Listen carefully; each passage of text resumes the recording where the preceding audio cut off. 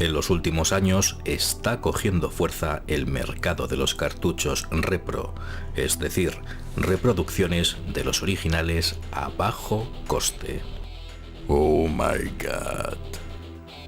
Lo cierto es que cartuchos de este estilo, bootlegs, falsificaciones o sin licencia, han existido desde los propios tiempos de la entrañable NES, y seguro que muchos de vosotros recordaréis de vuestra infancia aquellos que venían con decenas de juegos incluidos.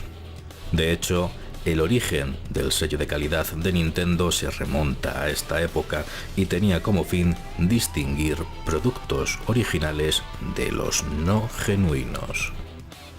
En la actualidad, con los videojuegos como uno de los medios de ocio más potentes y el auge por el coleccionismo vintage, se ha disparado la oferta de los llamados cartuchos repro, cuyo país de origen principal suele ser China, aunque con los convenientes conocimientos, materiales y herramientas, hay manitas que en su misma casa pueden confeccionar sus propias reproducciones.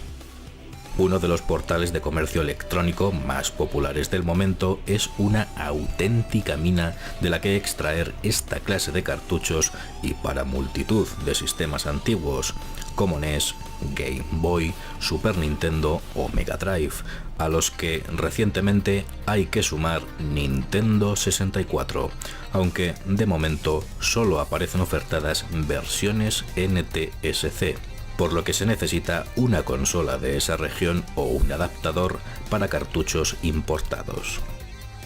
El funcionamiento de estos juegos no suele dar problemas, aunque podemos encontrar imperfecciones en el audio o en la velocidad a la que corre el programa, contratiempos que muchas veces van relacionados con el formato del juego. Hay títulos de región libre, pero habrá casos en los que no están adaptados a las especificaciones de, por ejemplo, un sistema PAL, como sucede con este Streets of Rage 3 de Sega Mega Drive, un cartucho que contiene el juego japonés, que ya sabéis los entendidos que hay importantes diferencias entre esta versión y la occidental, pero viene acompañado con textos en inglés y corre en la consola europea, aunque la música va ralentizada y el juego no se mueve a la velocidad que debería.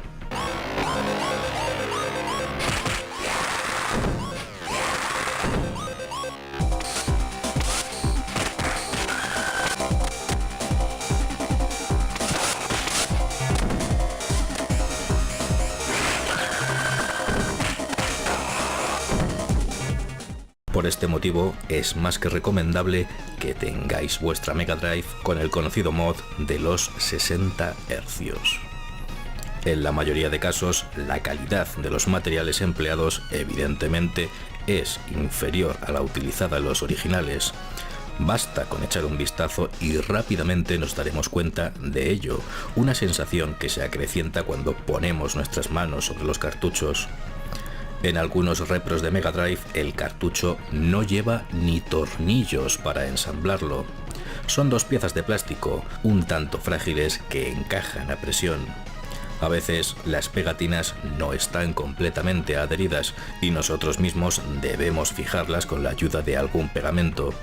En el caso de juegos de Super Nintendo, a veces la tornillería empleada no es la misma que en los juegos originales, mientras que los adhesivos pueden incluso no coincidir con el del cartucho original o estar ausente la característica pegatina de precauciones que encontrábamos en la parte posterior. Algunas ofertas de cartuchos repro van acompañadas de caja y manual, como complementos para los más exigentes que no quieren que estos artículos desentonen en demasía en su colección de juegos originales completos. En el caso de los juegos de Mega Drive, el plástico de la caja es menos consistente que el del original, mientras que la funda de plástico donde se inserta la carátula es mucho más fina y endeble. Pueden dar el pego en la estantería junto al resto de la colección, pero está claro que el acabado va acorde con el bajo precio. Para Super Nintendo se pueden encontrar cajas repro que, a simple vista o en una mera foto, puede costar distinguirlas de las originales, pero si nos fijamos con detenimiento sabremos cazar una imitación con facilidad. Por ejemplo, el grosor del cartón no es el mismo. La tonalidad de los colores también delatan si estamos ante una reproducción. A veces las capturas de la parte trasera se presentan borrosas. El sello de Nintendo no emite el mismo destello y al echar un vistazo al interior del cartón, vemos rápidamente que no es igual que el usado en las cajas originales.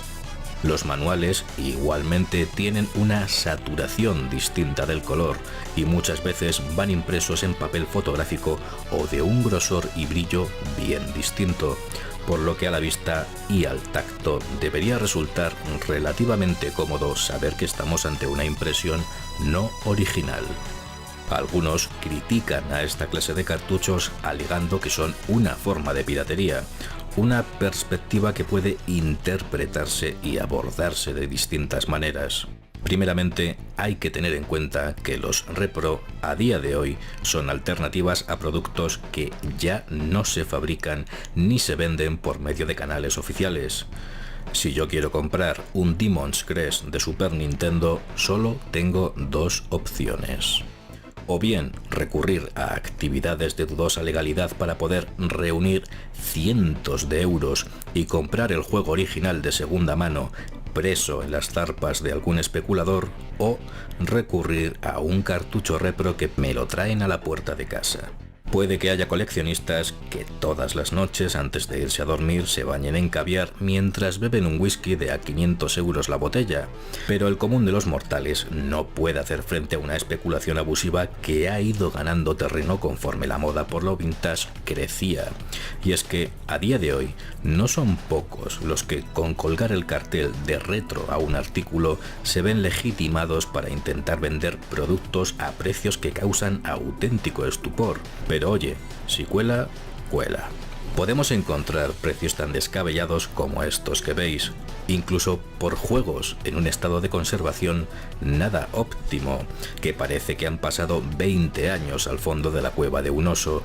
Y es que al carro de la moda retro se han subido hasta conocidas tiendas e incluso algunos vendedores se permiten la gansada de colar cartuchos con cajas repro por un precio desorbitado. Porque esa es otra, la picaresca acechando a la vuelta de cada esquina. Hay que andarse con mucho ojo y cuando encontremos supuestos chollos en portales de subastas u otras webs, revisar bien las fotos, leer toda la descripción del texto, examinar a conciencia el perfil del vendedor y preguntar todo lo necesario para tratar de resolver todas y cada una de las dudas que tengamos. Y ojo, que esto también puede suceder en mercadillos retro, donde el propio contexto, la presión de la situación y un vendedor truán pueden jugar en contra del comprador. Y una vez llega este a su casa, se encuentra con que ha pagado por un cartucho repro y el consecuente berrinche. Lamentablemente, resulta frecuente encontrar a algún que otro desalmado que trata de hacer su agosto particular a costa de los menos precavidos. En resumidas cuentas, es difícil pensar que un cartucho repro pueda dañar a un mercado que ya no existe, mientras que el de segunda mano está completamente intoxicado por la especulación. Otro sector piensa que un verdadero amante de los videojuegos no recurre a cartuchos repro. Pero esto ya sí es una predilección personal. Como comentaba, no todos los artículos retro están al alcance de todos los bolsillos. Existen alternativas como los emuladores o los conocidos cartuchos Everdrive, pero si a alguien le apetece tener un repro porque no considera las otras opciones y es un romántico que disfruta con el ritual de meterlo hasta el fondo y jugar con él en su consola, o por el motivo que le dé la real gana, ¿cómo vamos a juzgarlo? Pues cada uno hace lo que quiere o buenamente puede con su dinero, y además disfrutar un videojuego es vivir una experiencia. Y justamente hablando de vivencias, gracias a estos cartuchos no originales, podemos jugar en nuestras añejas consolas con títulos que no llegaron a nuestro mercado. Juegos traducidos o betas, como la famosa de Street Fighter 2 para Mega Drive.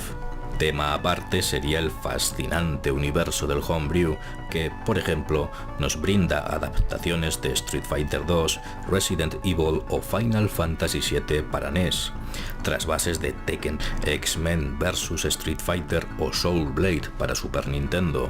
Producciones genuinas, algunas un tanto descabelladas, como juegos de lucha que ponen a partirse el semblante a personajes como Ryu, Goku o Michael Jordan, que nos permiten ver corretear al famoso fontanero italiano nintendero por los circuitos de Mega Drive, e incluso nuevas versiones de Mario Kart, revisiones de las aventuras de Link o Samus Aran han llegado a ver la luz en Super Nintendo, y hasta hemos sido testigos del renacer del clásico Oh Mami en Mega Drive. Ciertamente, el tema de los cartuchos repro y el homebrew son todo un alucinante universo en el que da gusto dejarse perder. Lo retro está de moda y parece que algunas compañías no permanecen ajenas a esta nostalgia que puede ser exprimida lucrativamente, sobre todo ahora que los que en aquella época eran niños actualmente son adultos con nómina, en la mayor parte de los casos. Algunas marcas, como Hyperkin, han comercializado consolas capaces de ejecutar nuestros viejos cartuchos por medio de máquinas como Retron 5, compatible con Mega Drive, Super Nintendo, NES, Game Boy Color y Game Boy Advance.